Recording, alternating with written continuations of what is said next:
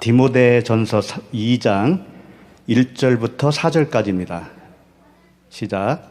그러므로 내가 첫째로 권하노니 모든 사람을 위하여 간구와 기도와 도구와 감사를 하되 임금들과 높은 지위에 있는 모든 사람을 위하여 하라. 이는 우리가 모든 경건과 단정함으로 고요하고 평안한 생활을 하려 함이라. 이것이 우리 구주 하나님 앞에 선하고 받으실 만한 것이니 하나님은 모든 사람이 구원을 받으며 진리를 나는 데에 이르기를 원하시느니라. 아멘. 자, 오늘 말씀 제목을 모든 임금들의 구원 이렇게 붙여봤어요.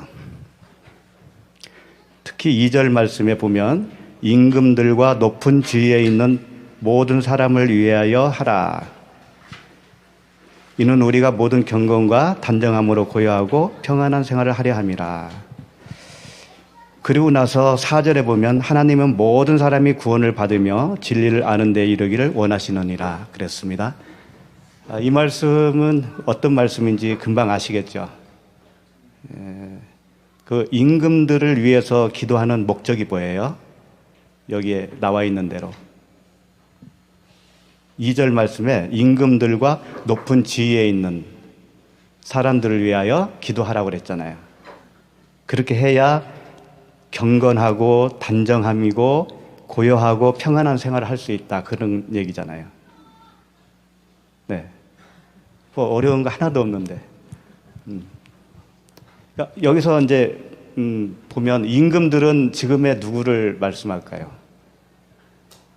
지금 우리가 살고 있는 이 시대에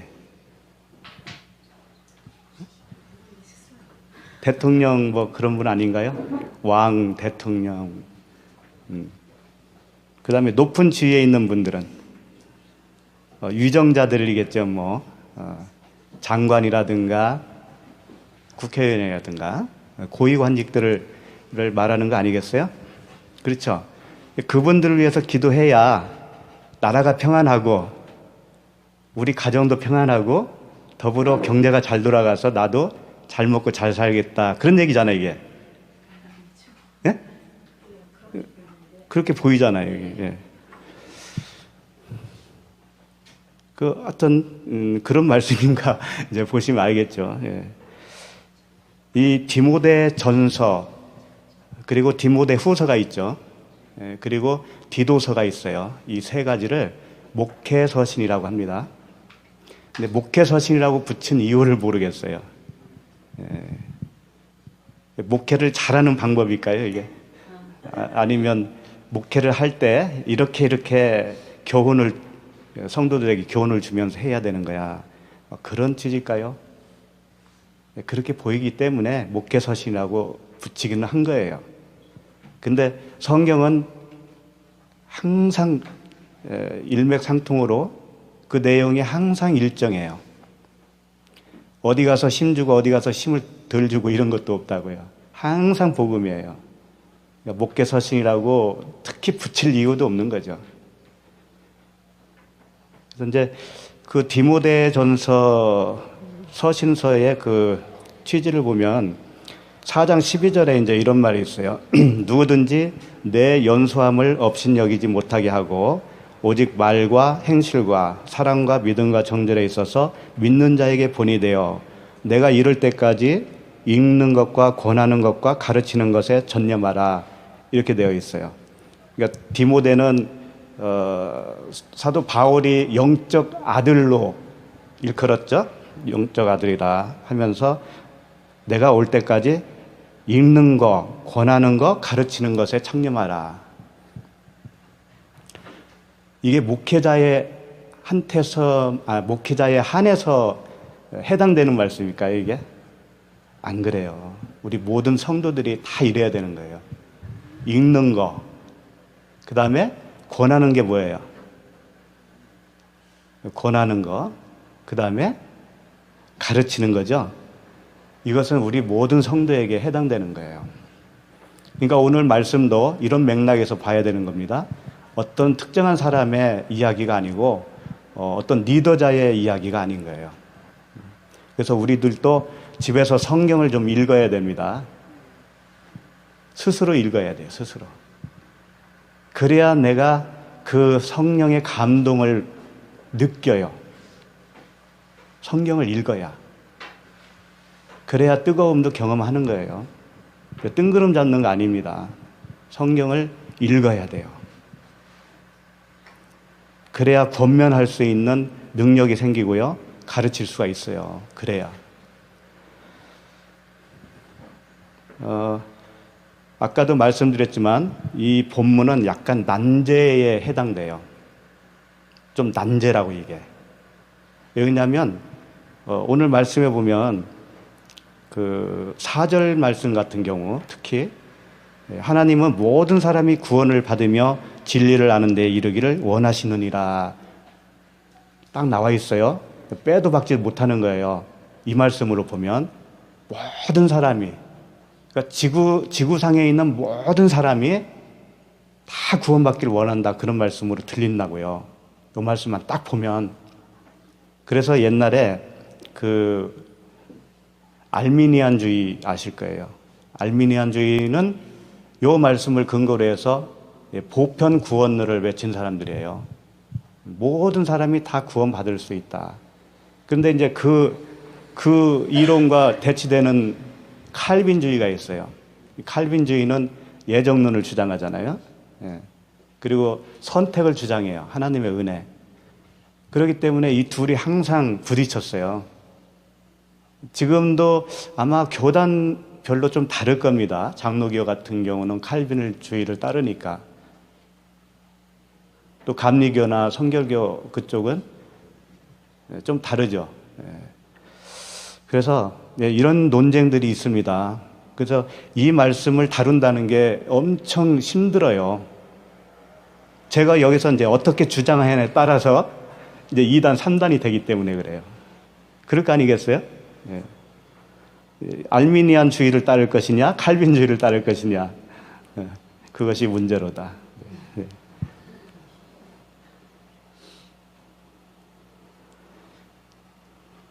그리고 2장 2절 보시면 임금들과 높은 지위에 있는 모든 사람을 위하여 하라, 이렇게 말씀이 나와 있죠. 과연 이 임금이 누구고 높은 지위에 있는 자가 누구냐 이거예요. 그게 밝혀져야 오늘 이 말씀의 핵심 내용을 알 수가 있는 거예요. 그래서 우리는 저도 물론 그랬습니다만 과거에는 이 말씀을 근거로 해서 나라의 대통령과 위정자를 위해서 기도합시다 하잖아요. 물론 기도해야 돼요. 기도해야 되는데 이 말씀을 근거로 하는 데 문제가 있어요. 그래야 이렇게 평안하게 우리가 살 수 있잖니. 그런 거죠. 그리고 그 3절 보시면 이것이 우리 구주 하나님 앞에 선하고 받으실 만한 것이니 그래요. 대통령과 고위 관직들을 위해서 기도하는 게 하나님이 받으실 만한 선한 거라는 거예요. 많은 것 놔두고 왜 여기에 대해서만 하나님 앞에 선하고 받으실 만한 것이라고 하느냐 이거죠. 그러니까 이 말씀을 근거로 하면 정말 그 대통령과 위정자들을 위해서 기도 안 하는 사람은 하나님이 기뻐하시지도 않을 거라고 하는 선입관을 갖게 된다고요. 이 말씀을 보면은. 그래서 이제 이러한 그 문제 제기를 먼저 하는 거예요. 이제 이 말씀의 그 진리를 알기 위해서는 이제 1절을 한번 보십시다. 2장 1절. 그러므로 그랬습니다. 그러므로라고 하는 것은 앞에 어떤 내용이 있다라는 겁니다. 그러니까 1장이겠죠. 1장에 어떤 내용이 있어요. 바울이 뭔가 말씀을 많이 했는데 거기에 대한 결과로서 아니면 그 원인이 있기 때문에 이러한 결론에 나오지 하면서 말을 하는 거예요. 그러니까 이게 이어지는 겁니다. 이어져, 앞뒤가. 그러니까 앞에 있는 내용과 지금 그러므로 하면서 하시는 말씀이 같은 내용인 거예요. 그렇지 않겠어요? 자, 내일 모레면은 대통령 선거하죠? 우리가 모여서 대통령 선거에 대해서 쭉 우리 대화를 나눴다고 칩시다. 그러면 그 대화는 계속 이어지는데 그럼 주제는 다른 게 없잖아요. 대통령 선거잖아요. 그런데 갑자기 다른 주제로 전환이 될 수 있냐 이거예요. 그럼 생뚱맞잖아요, 너무나. 그런 것을 염두에 두어야 되어요. 그래야 오늘 말씀이 진리를 알 수 있는 거예요. 자, 그러므로 내가 첫째로 권하노니 그랬는데 이 첫째는 물론 첫 번째, 두 번째도 되겠지만 여기서 첫째로 해놓고 두 번째는 안 나오거든요. 그러니까 여기서 첫째로라고 하는 이 단어는 모든 것 중에 가장 중요한 거, 그런 의미예요. 이 첫째로 프로톤이라고 하는 건데 가장 중요한, 가장 으뜸이 되는 거, 내가 지금 가장 중요한 거 말하는 거야, 이런 뜻이라고요. 내가 지금 가장 으뜸이 되는 말을 지금부터 할 텐데 그런 말씀이에요. 근데 가장 으뜸이 되고 가장 중요한 말씀을 하고 있는데 임금들과 높은 지위에 있는 자들을 위해서 기도하라. 말이 맞습니까? 틀립니까? 자, 그러니까 다시 한번요. 2장 1절. 그러므로 내가 첫째로 권하노니 모든 사람을 위하여 간구와 기도와 도구와 감사를 하라, 이렇게 되어 있잖아요. 모든 사람을 위하여. 여기서도 모든 사람이 나왔습니다. 예, 원문을 봐도 이것은 어떻게 설명할 수가 없어요. 그냥 그대로예요. 모든 사람이에요. 모든 사람을 위하여 네 가지가 나왔습니다. 간구, 기도, 도구, 감사가 나왔어요. 근데 모든 사람을 위하여 기도하라 이렇게 해도 될 텐데 이 단어가 지금 네 가지를 풀어서 설명을 했잖아요. 이게 다 의미가 각각 있기 때문에 그래요. 우선 그걸 보도록 하겠어요. 모든 사람을 위하여 첫 번째 간구입니다. 간구. 데예시스라고 하는 거예요. 이 간구나 기도나 다를 게 없잖아요, 사실은. 네, 별로 다를 거 없어 보이잖아요. 그러니까 간구는 뭐냐면 이 긴급할 때 요청하는 것을 말하는 거예요. 그러니까 지금 앞으로 이러이러한 것을 위해서 기도해야 되는데 그 기도가 얼마만큼 긴급하고 급한 거냐 이거예요. 그것을 설명하는 단어가 간구예요. 간구. 그러니까 물에 빠졌을 때 살려주세요 라고 할 때 쓰는 게 간구라는 거예요. 그 다음에 기도는 이제 프로슈케라는 단어로 되어 있는데 프로시쿠마이가 기도잖아요. 프로시쿠마이에서 나온 단어예요. 근데 왜 기도라고 했는지 모르겠어요. 기도가 아니에요, 이건. 기도의 집이에요. 기도의 집. 기도처소예요. 기도처소. 내 집은 만민이 기도하는 곳이다라고 그런 말씀이 있잖아요. 그러니까 이게 단순히 기도하라는 얘기가 아니고 네 자신이 기도하는 집이 되어라 그런 얘기입니다. 네 자신이 기도하는 처소가 되어서 항상 네 안에서 기도가 흘러나와야 돼. 이런 의미인 거예요. 그러니까 내가 성전이 되어야만이 가능한 겁니다. 이것은. 그러니까 기도처를 말한 겁니다. 기도처들, 네가 기도처가 되어서 긴박한 간구를 하라 그런 뜻이에요. 그 다음에 도고, 엔티옥시스라고 되어 있는데 이것은 중보의 역할을 하는 거예요. 중보자. 중보기도라고 많이 사용하지요. 근데 하나님과 사람 사이의 중보자는 오직 한 분이시죠. 예수 그리스도. 근데 우리가 예수 그리스도와 하나가 되면 나도 똑같은 중보자의 역할을 할 수가 있는 거예요. 그렇지만 우리는 예수 그리스도와 본질상은 똑같아도 그분과 나는 엄연히 다르죠. 그렇기 때문에 중보라는 말을 쓰기보다는 도구라는 말을 썼어요. 그러나 그 의미는 같다라는 거예요. 예, 중보하는 겁니다. 그 다음에 감사하라. 유카리스티아 이렇게 되어 있는데 이것은 감사가 어떻게 하는 게 감사한지 알아요? 이 단어에서 정말 배울 수 있어요. 감사하는 거, 하나님께 감사하는 거. 내가 기쁘지 않잖아요? 그럼 감사 안 하고 있는 거예요. 내가 기뻐하는 게 감사하는 거예요. 이 유카리스티아라고 하는 단어가 그런 의미예요. 하나님께 감사하는 걸 어떻게 할 거예요? 그러니까 잘 모르니까 몸으로 하려고 그러잖아요, 사람들이. 그런 게 아니고 진짜 그 의미는 기뻐하는 거예요. 뭘 기뻐해야 되겠어요? 하나님과 그 하나됨에 대한 기쁨, 나를 구원해 준 그 구원의 기쁨, 늘 날마다 함께 동행해 주시는 그 기쁨, 어느 곳에 처하든지 그분이 나를 보호해 준다고 하는 그 경험을 통해서 오는 기쁨. 내가 기뻐해야 그분이 좋아하신다고요. 다른 것보다도 기뻐하는 게 감사하는 겁니다. 그거 잊지 마셔야 돼요. 그러니까 간구와 기도와 도고 거기에 기쁨이 첨가된 거예요. 감사가 첨가된 거예요. 왜? 그렇게 기도하면 응답해 줄 것이니까 미리 감사할 수 있는 거예요.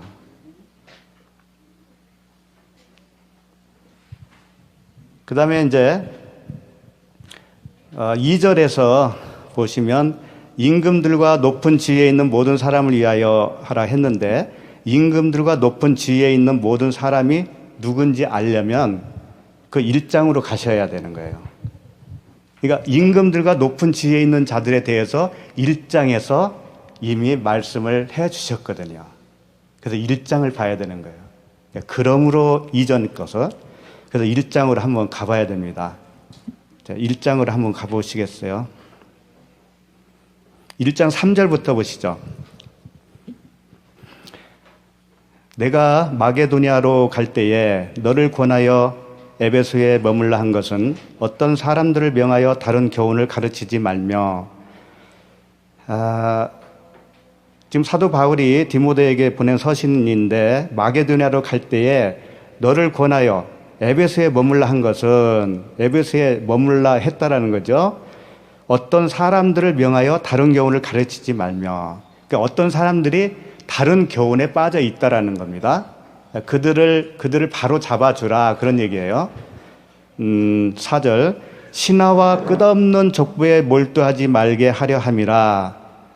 어떤 잘못된 교훈에 빠진 자들이 어떤 상태냐면 신화와 끝없는 족보에 몰두하고 있다라는 거예요. 그래서 신화는 말이거든요. 말이 전해져 오는 게 신화예요. 장로의 유전이라는 말이 들어보셔서 아시죠? 그러니까 율법에 어떤 그 사람들이 만들어서 더한 겁니다. 원래 율법이 10가지라면 그 조항을 막 잘게 쪼개요. 그래서 계속 그걸 만들어냅니다. 그래서 그게 장로의 유전으로 흘러내려오는 거예요. 그래서 그것을 지키고 있는 본인들은 하나님의 말씀을 잘 지키고 있다고 착각에 빠지는 거예요. 장로의 유전이에요. 그 신화. 끝없는 족보. 이 족보는 이런 거죠. 우리는 아브라함의 후손들이다라고 하는 것. 이스라엘 민족이야, 선택받은 백성이야 라고 하는 그런 것들 있잖아요. 우리들로 말하면 우리는 3대째 기독교 집안이야 라든가 우리 교회는 장로교야. 우리 교회는 순복음 계열 교회야. 그러면서 이제 그 교단의 어떤 우월성을 강조하면서 내가 여기에 몸담고 있으니, 여기에 교인으로 있으니 얼마나 자랑스럽냐 이런 거죠. 그런 것으로 자기 구원을 드러내려고 하는 거 있잖아요. 그런 걸 말하는 거예요. 이런 것은 믿음 안에 있는 하나님의 경륜을 이름보다 도리어 변론을 대는 것이라. 이런 것은 진리가 아니기 때문에 서로 다툼이 있고 변론이 있는 거예요. 네가 잘했어, 내가 잘했어. 네가 우월하냐, 내가 우월하냐. 그런 거.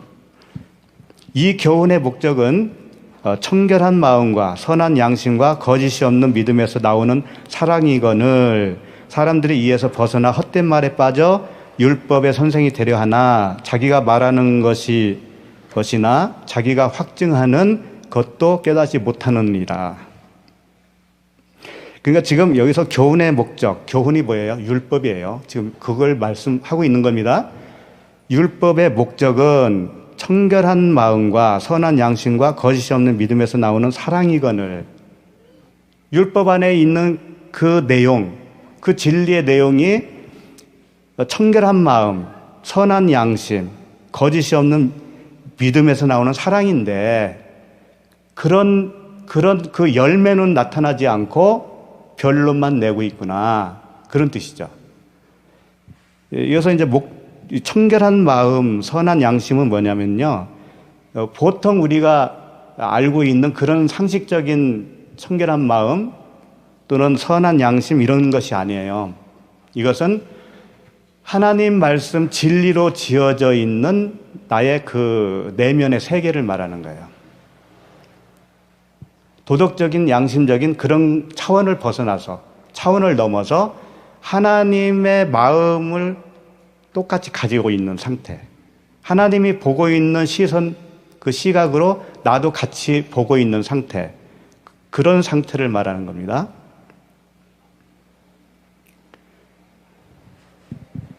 8절 그러나 율법은 사랑이 그것을 적법하게만 쓰면 선한 것임을 우리는 아노라. 율법은 사람이 그것을 적법하게만 쓰면 선한 거라는 거예요. 율법을 어떻게 쓰는 게 적법하게 쓰는 걸까요, 그러면? 율법을 적법하게 쓴다. 그러면 율법이 선한 것이 된다는 건데, 율법의 기능은 죄를 깨닫게 하는 거예요. 근데 율법이 뭔지를 먼저 아셔야 되는데, 율법은 하나님의 기준입니다. 절대적인 기준이에요. 하나님의 거룩한 법입니다. 이걸 폐할 수가 없어요. 하나님의 법은 폐하는 게 아니에요. 정밀하게 말하면 폐하는 게 아니고 거기서 내가 빠져나오는 걸 얘기하는 거예요. 폐했다라고 그렇게 표현을 했어도 내가 율법 아래에 있다가 율법 아래에서 나온 상태를 폐했다라고 표현은 할 수 있어요. 그러나 율법은 항상 있습니다. 누구에게 있어요? 거기서 빠져나오지 못한 사람에게는 항상 율법으로 있는 거예요. 그래야 그 사람을 죄를 깨닫게 하실 거 아니에요. 율법은 항상 있는 거예요. 그 율법은 하나님의 거룩한 법인데 적법하게 쓴다는 이유는 그 내용은 뭐냐면 그 율법을 내가 지킬 수 없다라는 것을 내가 절실하게 깨닫는 거예요. 그게 율법을 적법하게 쓴 거예요, 그게. 그러면 율법이 우리에게 하고자 했던 목적이 이루어지겠죠. 죄인이다라고 하는 것을 폭로시키니까 내가 할 수 없구나. 그러니 나는 죽게 되었네. 오호라 나는 공고한 자로다. 이 자리로 몰아가는 거라니까요, 율법이. 그렇게 되면 적법하게 쓴 건데 앞에 말하는 사람들이 그걸 못 깨달았다는 거죠. 못 깨달으면 어떻게 하냐면 율법을 계속 지키려고 그래요. 지켜서 영광 돌리려고 한단 말이에요. 지킬 수 없는 것을 계속 그렇게 하고 있는 거죠. 처음에는 다 그렇게 합니다. 우리가 열심히 합니다. 그러다가 이것으로 되지 않는 거구나. 이렇게 하나님께 영광 돌리는 게 아니었구나. 처절한 그 자기 아무것도 아닌 자기, 생명이 없는 자기를 깨닫게 될 때가 오는 거죠. 그때까지 몰고 가는 게 율법이에요. 그러니까 9절 말씀을 보시면 알 것은 이것이니 율법은 옳은 사람을 위하여 세운 것이 아니요. 그렇죠? 율법, 옳은 사람을 위해서는 율법이 필요 없잖아요. 근데 처음부터 옳은 사람이 있었어요? 하나도 없죠. 거기서 깨닫고 나오면 그 사람은 이제 옳은 사람이 된 거예요. 그럼 그 사람에겐 필요가 없죠, 이제는. 율법 옳은 사람을 위하여 세운 것이 아니요 오직 불법한 자와 복종하지 아니하는 자와, 여기서 계속 나오죠. 여기서 불법한 자는 뭐냐면 율법을 지킬 수 없는 건데 지키겠다고 계속 지키고 있는 모습이 불법이에요, 그게. 긍휼을 구해야 되는데 하나님의 은혜로 구원받는다는 것을 모르고 계속 그 율법을 행하는 거예요. 그게 불법이라고요, 그게. 복종하지 아니하는 자, 복종하지 아니한 자는 뭐냐면 진리의 말씀에 복종하지 못한 상태예요. 그러니까 율법이 뭐고 은혜가 뭐고 복음이 뭔지를 몰라요. 몰라서 그걸 그 말씀에 의해서 내가 복종되어지지 않았어요. 설득되어지지 않았어요. 그게 복종하지 않는 자예요. 그게 불복종하는 자예요. 그러니까 성경에서 말하는 순종, 불순종 이런 것들은 딱 한 가지입니다. 진리의 말씀에 내가 설득되어지고 굴복되어지면 그게 순종이고 복종이에요. 그게 아니면 불복종이에요. 불순종이고. 그 다음에 복종하지 아니하는 자와 경건하지 아니한 자와 죄인과 거룩하지 아니한 자 이렇게 나오는데 경건하지 아니한 자가 뭘까요? 경건하지 아니한 자는요, 내가 경건하다라고 생각하는 사람이 경건하지 않은 사람이에요. 경건한 사람은 없어요. 사람으로서는 할 수 없어요. 사람으로서는 죽어야 되는 거예요. 죽어야. 근데 죽지 않고 방향을 다른 쪽으로 가는 거예요. 내가 할 수 있다라고. 내가 경건하기 위해서 큐티도 하는 겁니다. 내가 경건하기 위해서 기도도 하는 거예요. 진짜 경건은 그게 아닌 거예요. 내가 경건하지 못하다는 것을 깨닫는 게 경건입니다.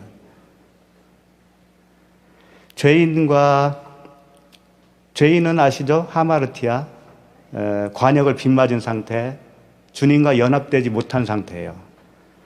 거룩하지 아니한 자와, 거룩하다는 것은 구별되다라는 말씀이에요.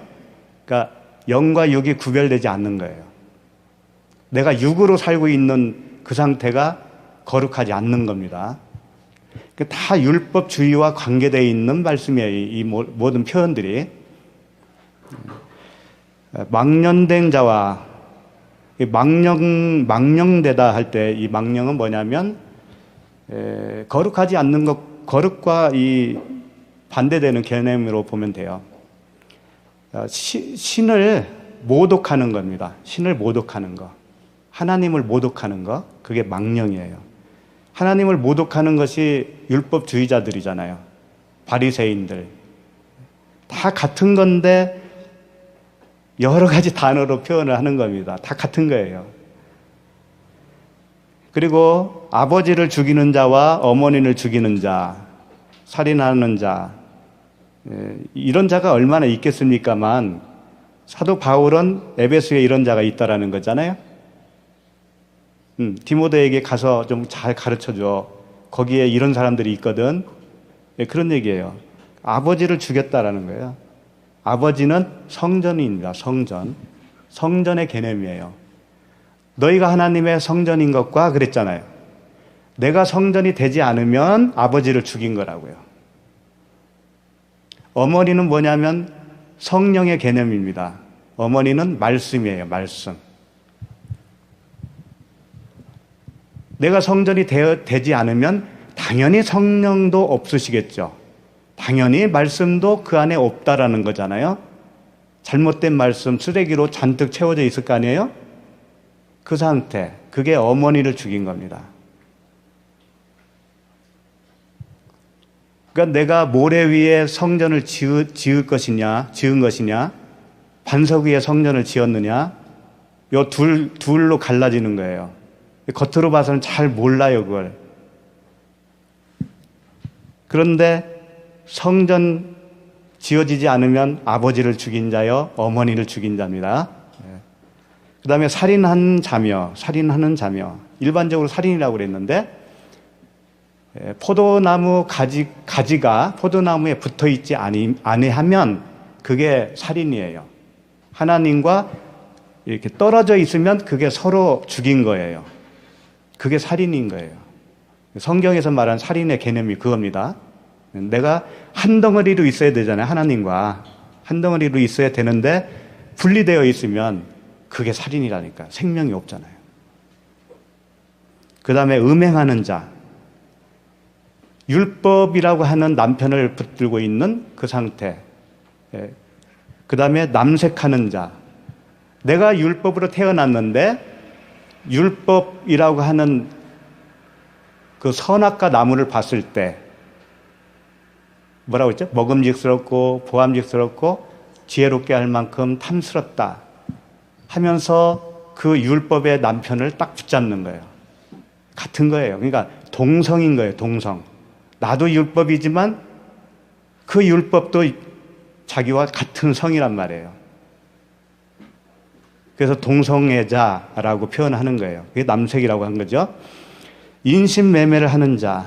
인신매매는 뭘까요?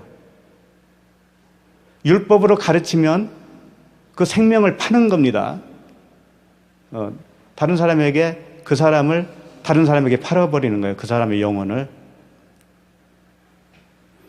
그러니까 이게 얼마나 중요하길래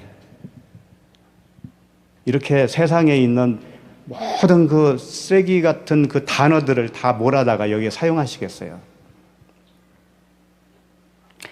거짓말하는 자, 진리로 말하지 않는 게 거짓말이에요. 거짓 맹세하는 자, 진리로 하지 않는 맹세가 그냥 거짓 맹세예요. 기타 바른 교훈을 거스르는 자를 위함이니. 그러면 진리, 율법 이게 좀 헷갈리죠. 도대체가 율법이 경계가 뭐냐 이거예요. 우리에게 어떻게 하면 진리로 말하는 것이 되는가? 좀 헷갈리지 않아요? 그런 거? 그러니까 우리 속에 철저하게 내재되어 있는 율법 요소가 많이 있는데요. 그것을 풀어주는 말씀을 통해서 내가 쫓겨나야 되는 거예요. 다시 말하면 율법은 하나님의 공의인데 공의를 파괴하면 어떻게 될까요? 하나님이 스스로 자신이 세운 공의를 우리를 구원하기 위해서는 자신이 세운 그 공의를 파괴해야만이 우리를 구원할 수 있는 거예요. 그게 복음인 거예요. 그러면 그 공의를 그대로 내가 지키겠다고 하는 것이 뭐냐면 그게 율법 아래에 있는 자예요.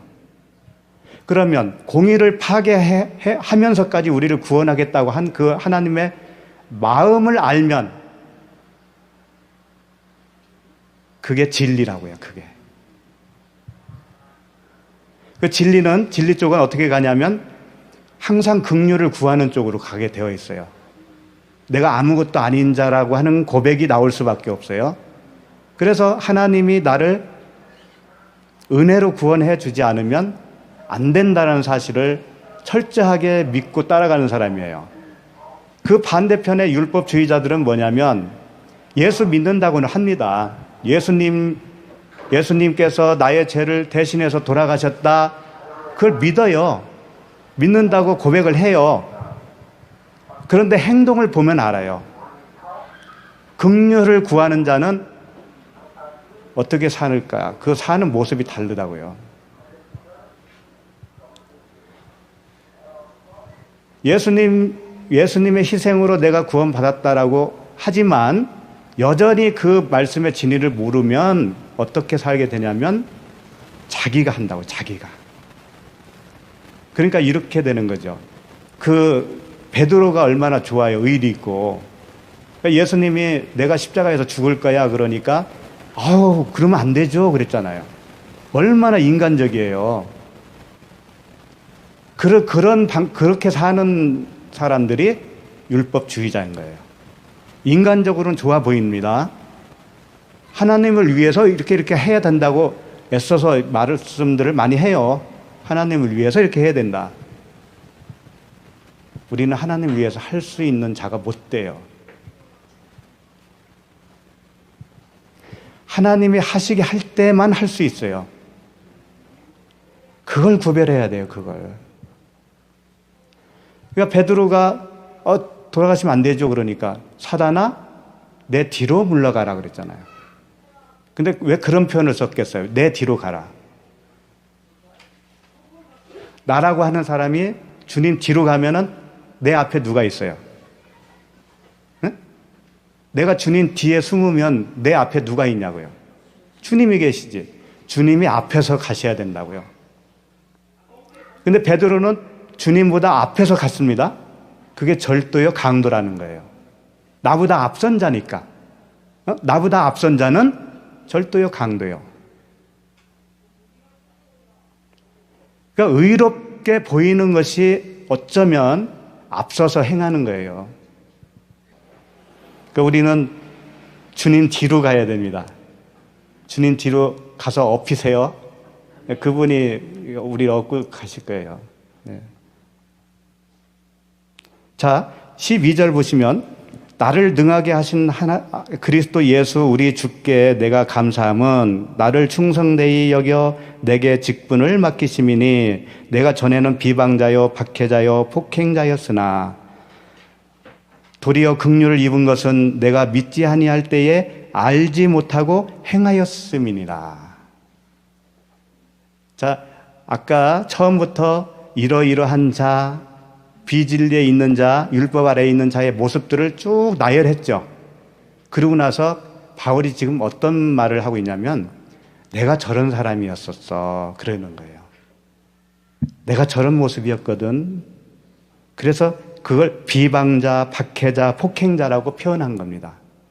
이 비방, 박해, 폭행은요 사람을 폭행하고 그랬다는 얘기 아니에요. 이게 하나님을 그렇게 폭행했다라는 거예요. 자기가. 그런 의미예요. 이게. 물론 스데반이 죽을 때 옳게 여겼어요.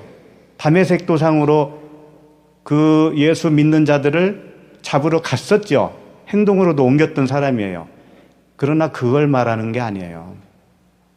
그것도 포함이 되겠지만 그러니까 주님이 그랬잖아요. 네가 나를 왜 박해하느냐 그랬어요. 다메섹 도상에서. 그럼 성도들을 박해하는 게 주님을 박해하는 것도 되죠.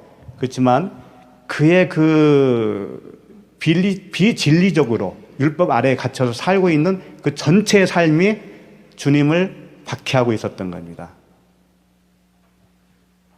그런 의미예요. 그러니까 은혜로 이것을 알게 됐다라는 얘기입니다. 지금은. 예. 자, 14절. 우리 주의 은혜가 그리스도 예수 안에 있는 믿음과 사랑과 함께 넘치도록 풍성하였도다. 절대로 빠져나올 수 없는 그런 영적 상태에서 자기가 빠져나온 것은 그분의 넘치는 사랑 때문이었다.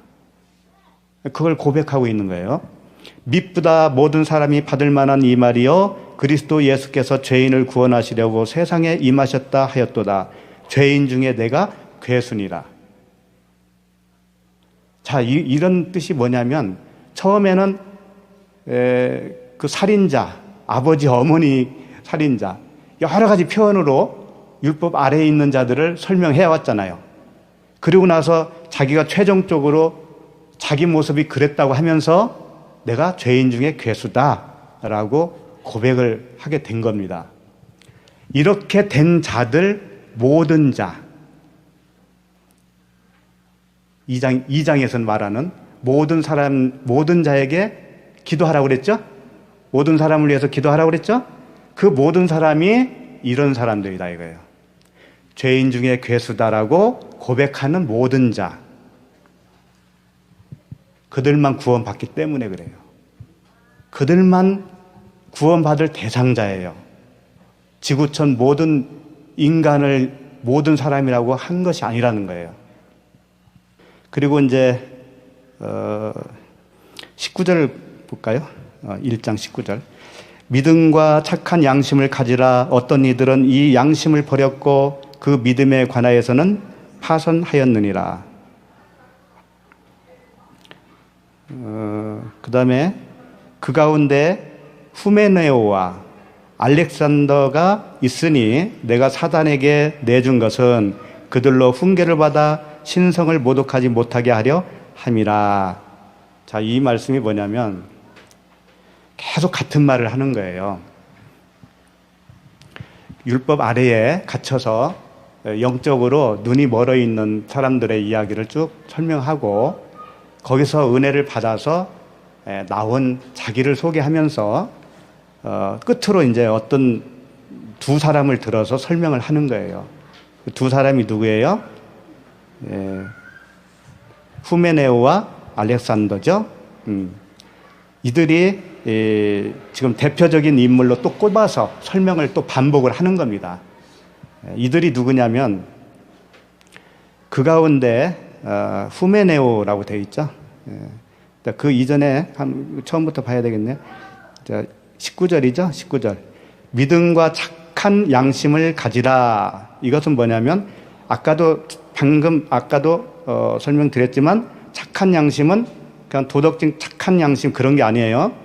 진리로 선하게 지어진 영적 그 지각을 가진 상태를 말하는 거예요. 주님의 마음을 가진 자, 주님의 시각으로 볼 줄 알고 주님의 귀로 들을 수 있는 그런 상태로 지음받은 상태. 그게 착한 양심이다라고 표현했을 뿐이에요. 근데 어떤 이들은 이 양심을 버렸다라는 거죠. 그 믿음에 관하여는 파선하였다 그랬단 말이에요. 이건 무슨 얘기냐면 완전하게 지어졌는데 다시 버렸다 그런 의미가 아니에요. 구원 받으면 끝이에요. 다시 취소되는 법이 없다니까요. 그러니까 이 말씀 잠깐 잘못 알면 양심을 다시 버렸다고 그러니까 그렇게 생각이 쉬운데 그게 아니고 이 뭐냐면 그 믿음에 관하여 파선하였다라고 했을 때 이 단어들은 마치 이런 거예요. 믿음에 이르지 못했다 이런 겁니다. 믿음이 있었는데 믿음을 버린 게 아니고 믿음이 이루어지지 못한 상태. 그러니까 암초에 걸려서 깨진 거예요.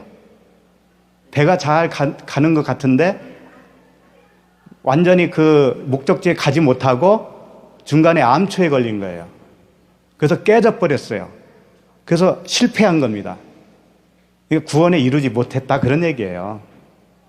처음부터. 누가? 그 가운데 후메네오와 그랬어요. 후메네오는 히메나이오스라고 되어 있는데요. 뜻이 뭐냐면 세상신과 결혼했다 그런 뜻이에요. 히메나이오스 여기서 아마 휴머니즘이 나오지 않았을까 그래요. 휴머니즘이 인본주의자잖아요. 인본주의. 그러니까 이 후메네오는 세상신과 결혼했다. 하나님 신과 결혼해야 되잖아요. 그리스도와 함께. 이렇게 되는데 반대로 되어 있는 상태예요.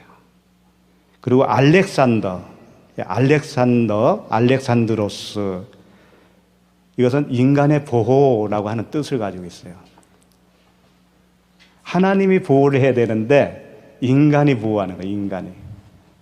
그러니까 역시 같은 의미죠. 이 두 사람이 지금 상징적으로 나오는 거예요. 율법에 의하여 자기 죄를 보게 하려면 어떻게 해야 되겠어요? 이들을 구원하려면은. 율법에 의해서 자기 죄가 드러나야 되잖아요. 이 사람들도 구원받으려면. 그럼 어떻게 해야 되겠어요? 가르쳐야지. 율법을 가르쳐야지. 그렇죠? 네가 죄인이라는 것을 가르쳐 죄 폭로시키려면 그것을 어떻게 표현한 거냐면 사단에게 내줬다 이렇게 표현한 거예요. 몇 절이죠? 20절에 내가 사탄에게 내준 것은 그들로 훈계를 받아 신성을 모독하지 못하게 하려 함이라. 회개시키겠다 이거예요. 회개시켜서 낮추겠다 이거예요. 그래서 신성 모독이 뭐예요? 하나님보다 위에 있는 거거든요, 자기가. 그러니까 낮춰야지. 죄인인 것을 드러내기 위해서 가르쳐서 내가 사탄입니다 라고 하는 고백이 나올 때까지 하는 겁니다. 그게 사단에게 내어줬다 이렇게 표현한 거예요. 쉽지 않죠. 그러면 이제 1장의 정리를 하면 이런 거예요. 그 율법 아래에 있는 자의 모든 그 총칭들이 나왔습니다. 여러 사람. 그게 한마디로 말하면 외식하는 자 이렇게 표현할 수 있어요. 외식하는 자. 그 다음에 뭐 비방자, 박해자, 폭행자. 바울이 고백했던 것처럼 죄인 중에 내가 괴수다 라고 하는 이 고백들, 또 신성을 모독하는 후메네오와 알렉산더, 이 모든 그 사람들이 자기가 그런 사람이라는 것을 드러나면 그게 곧 구원이다. 그렇죠? 그걸 율법을 통해서 그렇게 했다라는 거예요. 그런 고백이 나오게 했다라는 거예요. 후메네오와 알렉산더도 신성 모독을 안 하게 하기 위해서 사단에게 내어줬다고 했잖아요. 그러니까 결론은 뭐겠어요? 다 그렇게 해서 드러냈다라는 얘기란 말이에요. 그리고 나서 2장 1절로 가는 거예요. 응? 그리고 나서 그러므로 그러는 거예요. 그 율법의 기능으로 인해서 각자가 짐승이요, 사탄이요, 마귀라고 하는 사실을 드러냈어요, 이제. 그러면 드러났다고 해서 그게 구원은 아닙니다. 그것은 1차적인 거예요, 1차적인 거. 하나님과 연합이 있어야 되는 거예요. 그 2차적으로는. 이제 그 단계로 넘어가자는 거예요. 그러므로 1장에서 설명한 모든 사람들의 그 상태가 이러이러하니까, 그러므로 내가 첫째로 권하노니, 내가 가장 중요한 이 부분을 권하노니, 가장 으뜸되는 사안을 내가 너에게 지금 권한다. 그건 뭐냐면 모든 사람, 아까 말한 그 모든 사람, 지구상의 모든 사람 아니죠, 이제. 아시겠죠? 1장에서 말하는 그 폭로된 모든 자들, 그 모든 사람을 위하여 기도와 간구와 기도와 도구와 감사를 하라 이렇게 되어 있다고요. 죄인으로 드러난 모든 사람. 그러면 하나님이 그걸 기쁘시게 받아주시겠다 그런 얘기예요. 2절 보시죠. 디모데전서 2장 2절. 임금들과 높은 지위에 있는 모든 사람을 위하여 하라. 여기서 임금, 높은 지위가 누굴까요? 앞에 열거한 사람들이에요. 세상 임금, 우리가 세상 임금이었다고요. 예? 높은 지위에 있었던 사람들이라고 우리가. 대통령 위정자 그런 거 아니에요. 예. 임금이에요, 임금. 세상 임금. 하나님의 자리에서 세상을 판단하고 있는 그런 세상 왕인 거예요. 우리가 다 그렇게 내 나름대로 판단하고 살았지 않습니까? 그게 세상 왕이라고요. 세상 임금이라고요. 율법 아래에 갇혀서 율법으로 세상을 판단하는 자예요. 율법으로 세상을 판단하는 자는 어떤 말들을 하냐면 항상 법을 얘기해요. 법을. 오늘 주일이잖아. 응? 그리고 오늘 무슨 날인데 부활절이잖아. 뭐 이런 거 있잖아요. 그러니까 어떤 법을 얘기하는 거예요. 그래서 그 법에 항상 우리가 순종해야 하는 것처럼 전하는 자들이라고요. 근데 우리는 어떤 법의 아래에서 살아야 되는 거예요? 성령의 법, 생명의 성령의 법. 하나님께 엎혀서 살면은요, 그분이 인도하실 거 아니에요. 그게 성령의 법으로 사는 거예요. 그것은 법을 지키라 마라 이런 차원이 아닌 거예요. 그냥 그 마음에 그냥 넘어가게 되어 있어요. 그러니까 윤리 도덕적으로도 좋아 보일 수밖에 없는 거예요. 예? 그걸 무시하고 사는 게 아니라고요.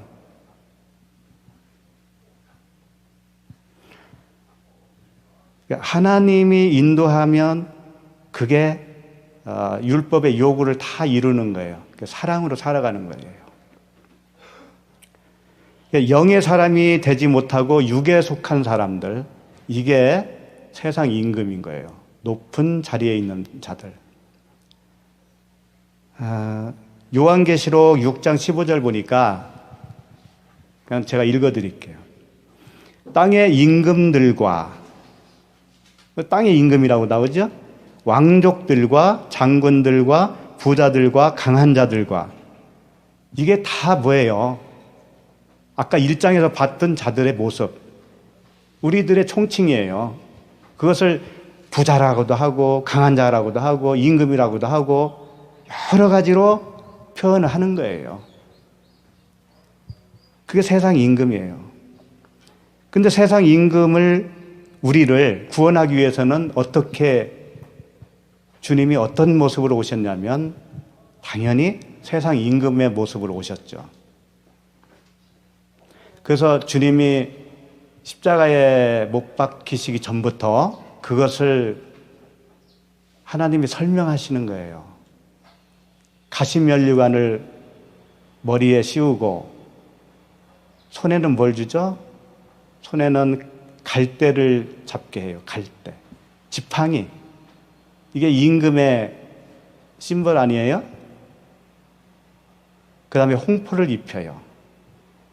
그래 놓고서는 조롱을 해요. 이게 세상 임금인 거예요. 주님은 묵묵히 그걸 다 감당했잖아요. 왜? 세상 임금인 나를 구원하기 위해서는 그분이 그렇게 털 깎는 자 앞에서 잠잠한 양같이 당할 수밖에 없었잖아요. 예수님이 이런 말씀하셨습니다. 요한복음 12장 31절에 이제 이 세상에 대한 심판이 이르렀으니 이 세상의 임금이 쫓겨나리라. 여기서 이 세상의 임금이 쫓겨나리라 해놓고 그 다음에 뭐라 했냐면 내가 땅에서 들리면 모든 사람을 내게로 이끌겠노라. 세상 임금이 쫓겨난다고 하고서 자기가 들린다 이거예요. 그러면 자기가 누구라는 얘기예요? 세상 임금이잖아요.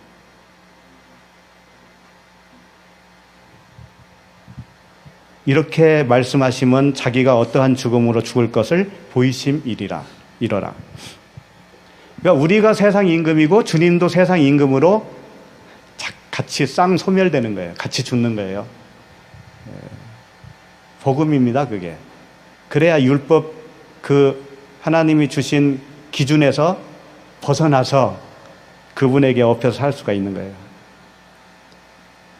요한복음 16장 11절에는 심판에 대하여라 하면 이 세상 임금이 심판을 받았습니다. 이 세상 임금이 심판을 받았다. 본인을 말씀하고 있는 거예요. 예수님 자신이 심판을 받은 세상 임금이고 그것을 바라보는 나는 저게 나였구나 라고 그 믿음으로 십자가에서 함께 죽는 거예요. 요한복음 19장 19절에서는 찾아보려면 찾아보세요. 요한복음 19장 19절에서 빌라도가 패를 써서 십자가 위에 붙이니 나사렛 예수 유대인의 왕이라 기록되었더라. 자, 주님이 죽으신 그 십자가 위에 나사렛 예수 유대인의 왕이다 라고 썼습니다. 이건 무슨 뜻이에요? 설명해드렸듯이 그분이 세상 임금이잖아요. 세상의 왕, 유대인의 왕. 우리가 유대인이에요. 표면적 유대인이었다고요. 그 겁대기를 죽이는 거잖아요. 겉에. 이것을 20절에서는 예수께서 못 박히신 곳이 성에서 가까운 거로 많은 유대인이 패를 입는데 히브리와 로마와 헬라 말로 기록되었더라. 그러니까 히브리 말로만 기록된 게 아니고요. 로마, 헬라의 말로 기록되었더라. 이 의미도 있지 않겠어요? 그 이스라엘 백성을 위해서만 죽으신 게 아니고 세상의 모든 이방인들까지도 그 죽음에 동참시키는 거예요. 네가 세상 임금인데 내가 세상 임금이 되어서 내가 죽어줬다. 이 죽음에 너도 동참하면 너도 구원인 거야. 그런 말씀이죠. 다시 디모데전서 2장으로 가셔서요. 2절 보시면 임금들과 높은 지위에 있는 모든 사람을 위하여 하라. 이 뜻은 이제 잘 아시겠죠? 어떤 한 나라의 대통령이나 어떤 유정자를 위하여 기도하라는 뜻이 아니라는 거예요, 이제. 내가 세상 임금이었네요. 라고 고백을 해야 됩니다, 우리가. 내가 스스로 높은 자리에 앉아 하나님을 대적했군요. 내가 마귀요, 사탄이요, 귀신이요, 거짓 선지자요. 그렇게 고백이 나와야 됩니다, 우리 안에서. 그렇게 깨닫고 긍휼을 구하고 있는 자를 위하여 기도하라 이거예요. 그러면 어떻게 하겠다고요? 이는 우리가 모든 경건과 단정함으로 고요하고 평안한 생활을 하려 함이라. 구원이에요. 하나님과의 연합이에요. 이게 되어야 진짜 평안이라는 거예요. 진짜 너의 삶이 평안한 삶을 살 수 있는 거야. 경제가 발전해서 잘 먹고 잘 살게 될 거야 라고 하는 말이 아니란 말이에요. 절대적으로 아니라고요. 그러니까 이 말씀을 그냥 적용을 하면은요, 그렇게밖에 말을 못해요. 대통령을 잘 뽑아야 나라가 살고 경제가 살고, 정권이 어떤 정권이 들어서야 어쩌고 저쩌고 그럽니다. 물론 그렇게 틀리다는 말은 아니에요. 좋은 사람이 하면 좋죠. 근데 정말 좋은 사람은 어떤 사람인 것 같아요? 대통령 후보. 네? 진짜 좋은 사람 되려면 아까 쭉 설명드렸잖아요.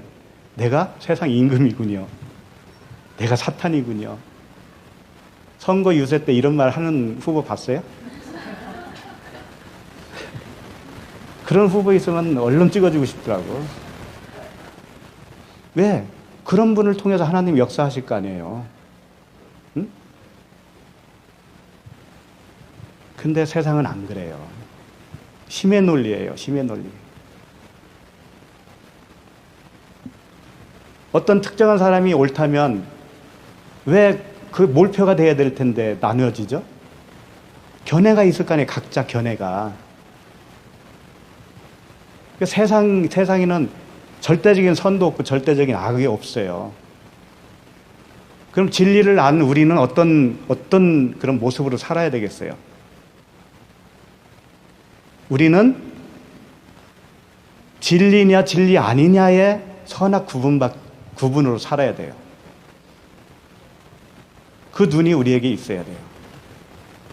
그럼 투표도 하지 말아야 될까요? 이것은 세상 법을 따른 겁니다. 네. 대한민국 국민으로서 마땅히 해야 할 거 다 해야 되는 거예요. 투표 참여도 하고 각자의 그 소견이 있을 거 아닙니까? 각자의 옳은 대로 찍으시면 돼요. 그리고 거기에 대한 결론은 어떻게 되겠어요? 결과는 수능을 해야죠. 내가 좋아하는 사람이 안 됐을 때 기분 나빠가지고 거리에 뛰쳐나와가지고 고래고래 소리 지르지 마시고 다 맡겨야죠. 그 어떤 남편, 어떤 아내가 훌륭한 아내이고 훌륭한 남편이겠어요. 오늘 말씀으로 봤을 때는. 응? 내가 세상 임금이었네요. 그러면 될 거 아니에요. 응? 내가 짐승이 맞아요, 여보.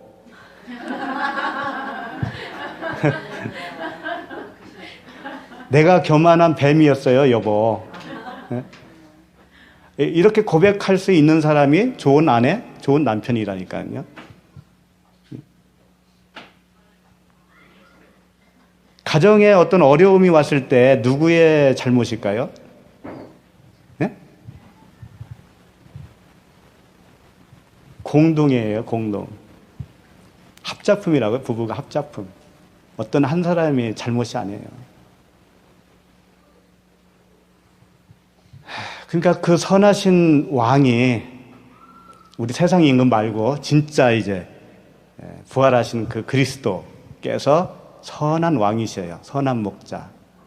긍휼의 임금이에요. 그분이 우리를 다스리게 되면 그때는 그 가정에 평화가 올 수밖에 없죠.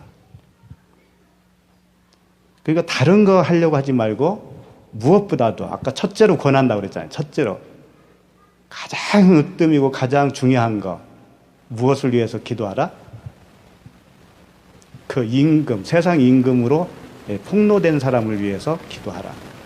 높은 자리에 있었다라는 것을 고백하는 자를 위해서 기도하라. 우리 부부들도 서로 그렇게 되어야 될 것이고 우리 자녀들도 그렇게 되어야 되겠죠. 그러니까 자녀가 훌륭한 자녀가 어떤 자녀겠어요? 공부만 잘해야 되나요? 자녀는 그렇게 내가 우리 엄마 아빠를 다스렸던 세상 임금이구나. 그거 깨달으면 돼요. 그렇게 알만한 자녀들이 있을지 모르겠네요. 그래서 하나님의 말씀으로 머리가 부서져야 됩니다. 박살나야 돼요. 그래야 진정한 평강이 임해요.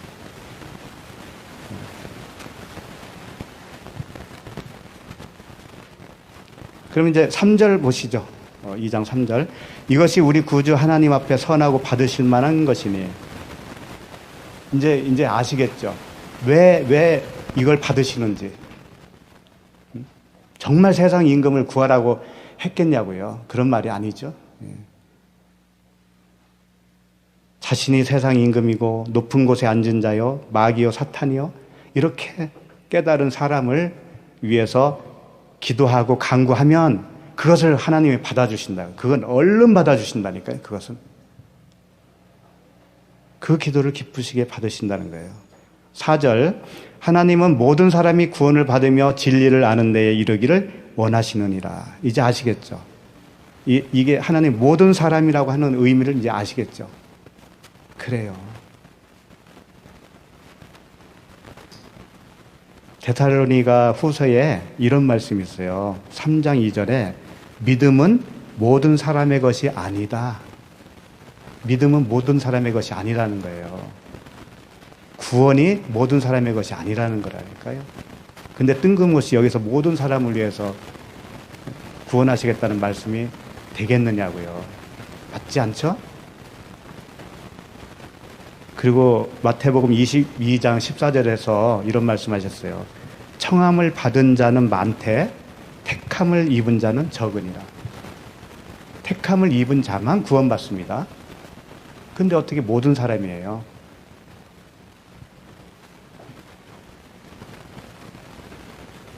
택함을 입었다는 거, 긍휼을 얻었다는 거 얼마나 감사한 거예요. 그것만 우리 알면 돼요.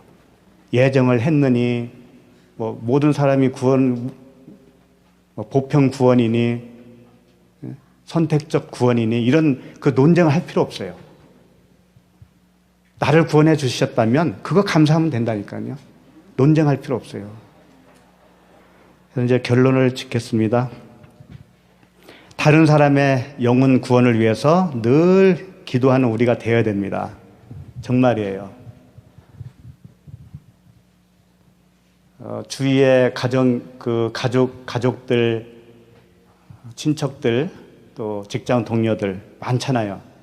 그들을 위해서 기도하는데, 오늘 말씀 맥락으로 볼 때는요, 아무한테 다 기도하는 건 아니에요, 사실은. 왜냐하면 자기 존재를 알아가고 있는 사람이 대상자가 된다고요. 물론 지나가면서도 복음 전하고 할 수 있죠. 근데 주님이 진짜 원하는 게 뭐냐면 그런 사람이 발견되면 너희 주위에 있잖아. 강팍한 사람 안 됩니다. 정말 힘들어요. 그들을 볼 때 정말 간구하고 기도하고 도고 중보하고 그러면 하나님이 그들을 구원해 주겠다는 거예요. 그 기다렸다는 듯이 그랬다는 거죠. 그래서 오늘은 함께 기도했으면 좋겠어요. 눈을 감으시고 그 입술로 고백하셔도 되고 그냥 속으로 하셔도 돼요. 우리 여기 모인 우리 서로를 위해서 먼저 기도해야 됩니다. 우리가 어떤 존재인가를 알았다고 하더라도요, 그것은 우리가 속고 있을 수도 있어요. 그 정도가 아닐 수도 있거든요. 하나님이 알려줘서 아는 것은 달라요. 그냥 들어서 한 거하고 다르다고요. 그런 경지가 이루어야 됩니다. 정말 내가 그렇구나.